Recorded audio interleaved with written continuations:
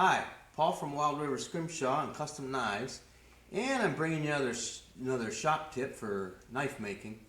I do not like to buy what's called standoffs, or the threaded portion that goes inside of a knife for removable scales. And even if you put them on with screws and epoxy them down, I don't like to buy them. They're expensive, and I'm in Alaska, so I have to think about shipping. And you buy, I don't know, $5 worth of little parts, and then you're going to spend that on shipping. So I try and make as much stuff as I can. So how do we make threaded standoffs for our knife scales? What you want to do is you're going to go to the hardware store, and depending on what you want to make it out of, whether you want to make it out of stainless steel, out of brass, or out of mild steel. I'm using mild steel here. This is 1/4 inch rod. And of course it's cold rolled, and it's not perfectly straight. It's not perfectly round. So how do we get it round? What you want to do is take a look at what I've got set up here. Now if you've got a mill or a good drill press, what we've got set up is we've got a cutting head. This is nothing more than a cutter tool for a lathe. And I've got it chucked up in my vise. And what I did was I've adjusted everything so that it's going to cut. This is a 1/4 inch drill bit, and I'm down on the shank, and I've got it set up so it's just touching that 1/4 inch drill bit shank. Now, if you don't have a mill and you have a drill press, then what you would do is you lock your vise down, set your cutter in it, slide your cutter over until it's touching the shank of your drill bit, and then tighten up your vise, and then I think that's kind of self-explanatory, and go from there. Okay, so that's step one. Okay, so then after you do that, what we're going to do is take and release your drill bit. And you want to think ahead a little bit, because if you say you buy a 1/4 inch round stock, and you might have to turn it down less than a 1/4 inch to get it to fit. Should you do that, you're going to want to drill your holes a little bit smaller. So really you're not stuck on a 1/4 inch or 3/8 of an inch. Maybe you want it a little bit bigger than a 1/4 inch, so you buy 3/8 inch stock, whatever. It's totally up to you what size you want to make these. So what we'll do is you would cut yourself a piece of round stock, and then chuck it up, and you want to make it longer. This is one's already been done. You want to make it longer than what you're going to actually use. Then you would turn your drill on, or your mill, and you come down and run it on that cutter, and you'll turn that so that it's round. Okay, if that makes sense.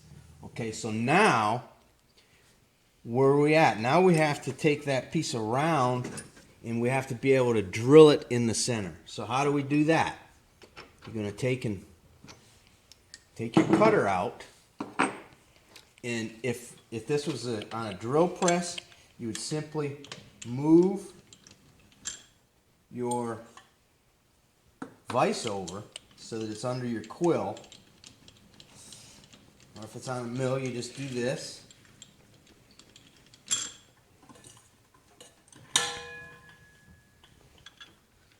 And we're going to lock that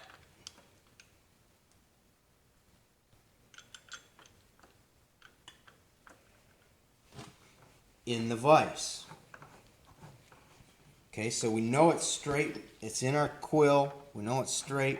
So now you're going to lock that in your vise. And then you release it from the quill. Sorry, I hope it wasn't shining a light in your eyes. Release it from the quill. Okay, so now the next step will be you want to take a center drill, which is basically a starter. Okay, so you're going to put your center drill in here, and you're going to drill down, and it's going to run right center into there, and you get your pilot hole started. After that, you determine what size screw it is that you're going to be using, and so then you would drill the correct size hole for your screw in order to take, because we're going to thread this. So I don't ever power tap, but I'll put my tap in my quill and bring it down and get it started and turn it by hand and get it started, and then I'll release it and back it up, and I'll finish it off by hand. Now, the thing to remember here is the length. You're limited to the length of your tap. So I make them about maybe an inch long. I don't know. That's probably an inch, because that's all I can tap with my tap. So I make these in pieces like this, and then I tap it. After it's been tapped, then I determine how long they need to be to fit in the knife handle. And once they're tapped, then you see your screws go in nice and straight right in the center. And then you just cut this off in sections, is to the width that you need for your tang. An easy way to cut these is decide how long it's got to be, chuck it up in the quill, and turn it on and score it and get a good score around it. And then I use a jeweler saw to cut these. Anyway, I hope that this little video will help you.